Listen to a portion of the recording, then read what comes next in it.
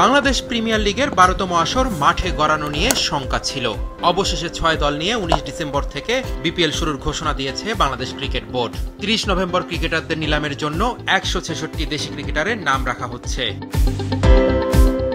এই ক্যাটাগরির ক্রিকেটারদের ভিত্তিমূল্য নির্ধারণ করা হয়েছে ৫০ লাখ টাকা, যেখানে আছেন ৬ খেলোয়াড়, যাদের মধ্যে ডিরেক্ট সাইনিংয়ে মেহেদী মিরাজকে দলে নিয়েছে সিলেট, রংপুরে মোস্তাফিজ আর ঢাকায় তাসকিন আহমেদ।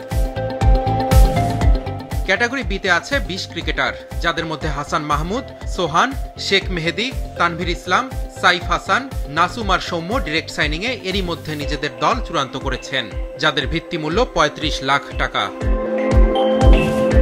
সি ক্যাটাগরির ভিত্তিমূল্য ২২ লাখ টাকা, যেখানে আছেন ১৮ ক্রিকেটার, আর ১৮ লাখ টাকা ভিত্তিমূল্যে ডি ক্যাটাগরিতে জায়গা পেয়েছেন ১৯ ক্রিকেটার।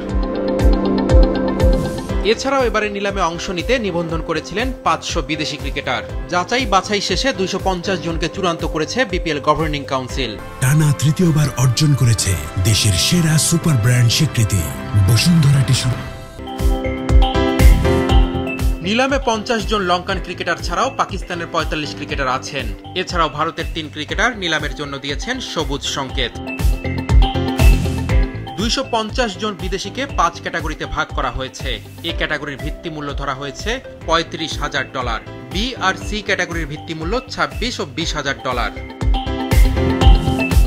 বিদেশি ক্রিকেটারদের মধ্যে ডিরেক্ট সাইনিংয়ে ইংল্যান্ডের অ্যালেক্স হেলস ও পাকিস্তানের উসমান খানকে নিয়েছে ঢাকা ক্যাপিটালস, আর পাকিস্তানের আরেক ক্রিকেটার আবরার আহমেদের দল চট্টগ্রাম রয়্যালস।